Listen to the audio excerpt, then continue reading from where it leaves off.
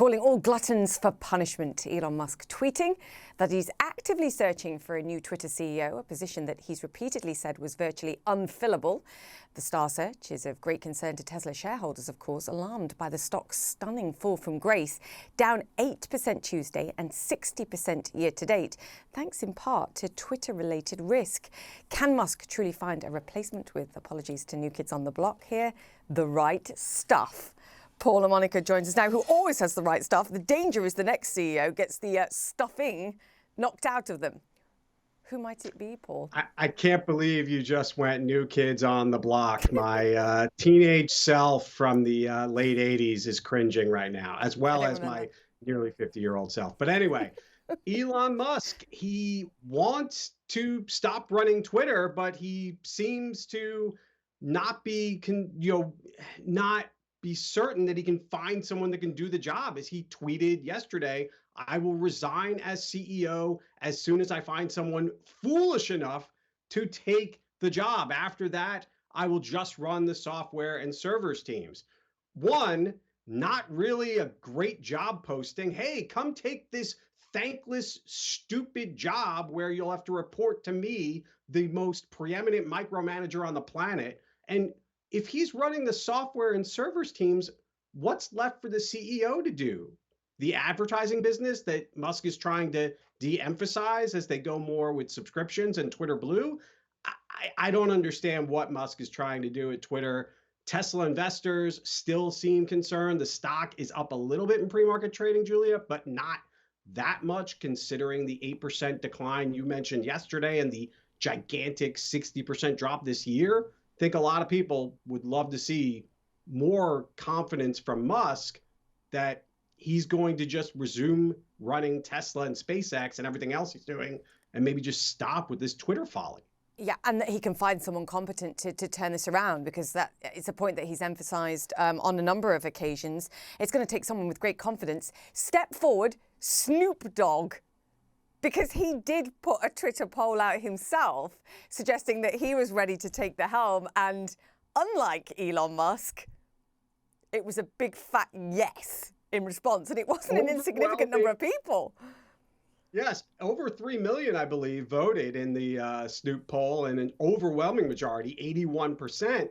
You know, I would love to see the name Calvin Broadus Jr. on, a C-suite office and what Snoop would do at Twitter. Hey, I mean, it can't be any stranger than what Musk is doing. Obviously, Snoop Dogg is joking. He has a thriving music career that I think he wants to focus on. But there are other people that, Wall Street's been speculating about in Silicon Valley. Could Sheryl Sandberg, now that she's no longer at Meta, be someone that could come in and inspire confidence? You've got David Sachs, a member of the so-called PayPal mafia with Elon Musk. He might be someone that, could step in as well. So I think there are definitely intriguing candidates. But again, it's who would want the job that Elon Musk seems to be denigrating at every possible turn.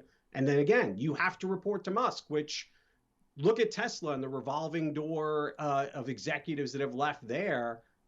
It kind of suggests that Elon may not be the easiest boss to work for, especially if he wants you sleeping at the office and putting in 25 8 days, which, obviously don't exist. Yes, perhaps both rewarding at times and also exhausting. In all seriousness, we do have some fun with this story, and I know it's not fun for some of the shareholders involved. I'll make that clear. But friend of the show, Roger McNamee, of course, of Facebook fame, was a mentor to Mark Zuckerberg, wrote an op-ed or an opinion piece in Time magazine, and it sort of resonated with me. And he wrote that we're, as media, making exactly the same mistakes that we made with Donald Trump as with Elon Musk now, in that we're providing a platform, we're raising attention, we're talking about it constantly, we're sort of playing the game. And here's a point, actually, again, that Elon Musk himself is making, that engaging now is at engagement on Twitter is at records, the level of volume of tweets back and forth and flying around are at record highs. Paul, do you think Roger has a point?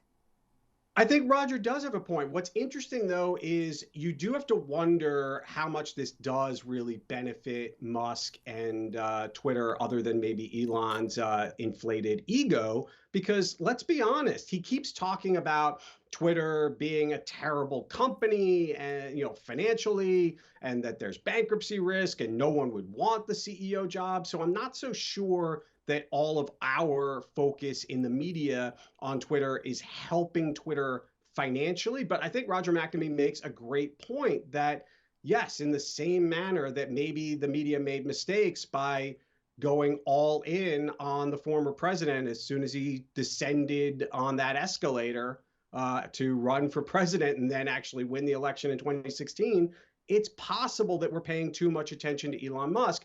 That being said, in our defense, Elon Musk runs several well-known companies, and he is the second richest person on the planet. You can't exactly ignore him, especially for financial media. Yeah, and he's proved he's got great brilliance in certain spheres. As an innovator and a visionary, so fingers crossed he turns this around for all of those that do use this platform and find value in it. Paul, great to chat to you. So here to discuss is CNN's chief business correspondent and early start anchor, Christine Romans. I mean, every day. You couldn't pay me enough. That may be the truest thing that he said recently, is if anyone is foolish enough. You could not pay me enough right now. Because he owns it. It's not a public company anymore. It's his personal company, Twitter is, and he has to find somebody who's going to run it and essentially work for him, right? And you've seen his erratic behavior, his decisions, and then reversals of his decisions, and honestly just riffing about what this company does and what he wants to do with this company. This has been a nightmare for Tesla shareholders. He is the CEO of Tesla, and Tesla is a public company that has the real investors, mom and pop investors are invested in Tesla. That stock is down 30, almost 40% since he took over at Twitter, and it's down more than 66% this year. One analyst, Dan Ives, calls this a painful nightmare situation for Tesla shareholders, and he says that Musk is using Tesla as his personal ATM to sell Tesla shares so that he can raise money to fund what's happening at Twitter.